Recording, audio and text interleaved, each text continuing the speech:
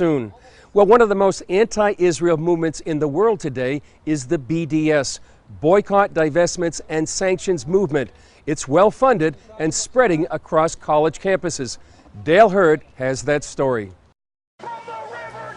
BDS activists will tell you they're only defending the rights of Palestinians. But when they chant from the river to the sea, they're calling for the complete destruction of Israel. Our movement, the BDS movement, the Palestine Solidarity Movement, is finally starting to reframe the conversation, and that's why they're so afraid. The BDS movement is growing and has become a force on more and more college campuses. It is aimed at only one nation, the only democracy in the Middle East. No other country, just Israel. Richard Millett tracks the BDS movement through his website. They won't be calling for boycotts of America, who they don't agree with, or British government policy that they don't agree with, before we get into China, Russia, Syria, Saudi Arabia. There is no boycott, Dale. So you answer why. The answer to that question can be found in the answer to another important question. Who founded the BDS movement? BDS leaders say the movement was launched in 2005 by the Palestinian Civil Society, but the evidence shows that is not true. Watch this video of BDS leaders discussing the origin of the movement at a conference in May of this year. Ilan Pape is director of the European Center for Palestinian Studies at the University of Exeter in England. He's considered a leading intellectual in the BDS movement. Here, Pape admits that the Palestinians did not create the BDS movement. We're also active in it. Well, the Palestinians launched the BDS in 2005 and 2004. Yes, that's... Not really, but yes, okay. For historical records, yes. Okay. That's important.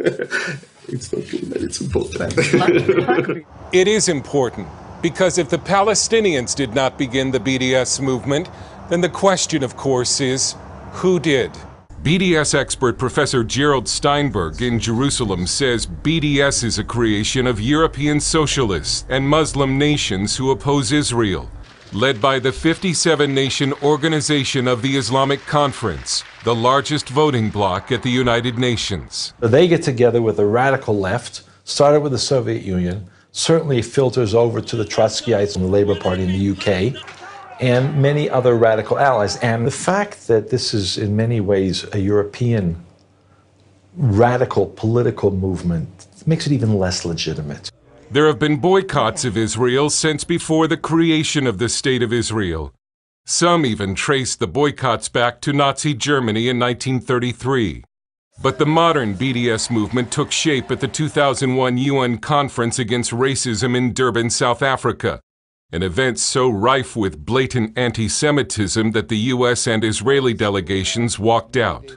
Kenneth Marcus is president of the Louis D. Brandeis Center for Human Rights Under Law.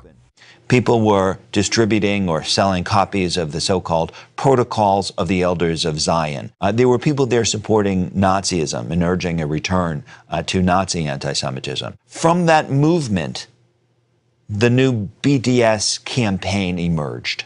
Another key question is who funds BDS? Steinberg says the movement gets hundreds of millions of dollars a year. Some of its funding is difficult to track.